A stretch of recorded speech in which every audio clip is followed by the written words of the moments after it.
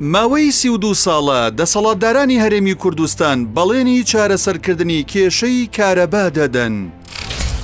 لە کابینی نوێمی ژاوشەوەی کابینەکانی دیکە بەڵێنی چارەسەری بنەڕەتی هەمان کێشەدرا، بەڵام بەڵێنەکەیان بەڵقی سەر ئاو بوو. لە کارنامەی کابینی نوێمدا هاتووە کار دەکەن بۆ چارەسەری بنەڕەتی کێشەی کارەبا لە زیادکردنی ئاستی بەرەمهێنان و کەمکردنی بەهەدەردان و دابشکردنێکی پێشکەوت و گونجاو. ئەم بەڵێنە لە کاتێکدایە لە کابینەی نوێم لە بری چارەسەری کێشەی کارەبا نرخی کارەبا لەسەر هاوڵاتیان زیاد کرا و پێدانی کارەباش هەر لە ئاستێکی خراپدایە. لە ساڵی 2021 نرخی کارەبا بۆ هەر کیلۆواتێک لە 15 دینارەوە بۆ 18 دینار زیاد کرا. لە ساڵی 2023 نرخی کارەبا لە سیتیەکان بە ڕێژەی لە سەدا 866 زیاد کرا، بە جۆرێک نرخی 1 کیلۆوات لە 18 دینارەوە بۆ 156 دینار زیاد کرا. سەرەڕای نیگەرانی هاوڵاتیان لە گرانکردنی کرێی کارەبا، بەڵام حکوومەت گوێی بە ناڕەزایەتیەکان نەدا و بڕیارەکانی لە 2021 و 2023 خستە بواری جێبەجێکردنەوە. فرۆشتنی کارەبا بە حکوومەتی ناوەند لە سەردەمی کابینەی نوێم. لە سەردەمی کابینەی نوێم فرۆشتنی کارەبا بە حکوومەتی ناوەند بۆ پارێزگاکانی مووسڵ و دیالە و کەرکووک زۆر زیادی کردووە.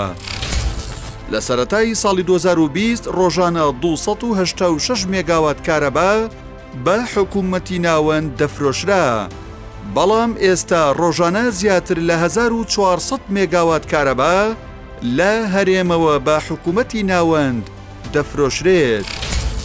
بەپێی زانیاریەکانی پەیام لە ئێستادا زیاتر لە 138 وزەی کارەبای بەرهەمێنرا و بە حکوومەتی ناوەند دەفرۆشرێت. پارێزگای مووسڵ 930 مێگاوات، پارێزگای کەرکووک 356 مێگاوات، پارێزگای دیالە زیاتر لە 100 مێگاوات. دابین نەکردنی سوتەمەنی بۆ وێزگەکانی کارەبا.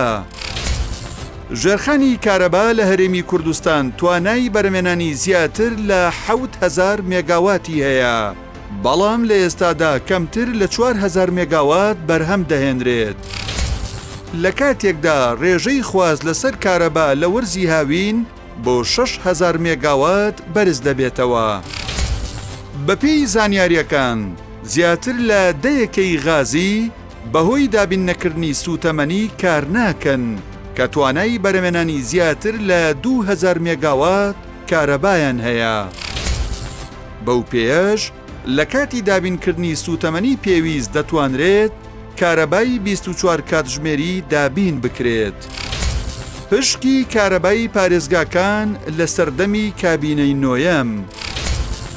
لە ئێستادا ڕۆژانە زیاتر لە 1400 مێگاوات کارەبا بە حکوومەتی ناوەند دەفرۆشرێت و 2320 مێگاواتیش بۆ پارێزگاکانی هەرێم.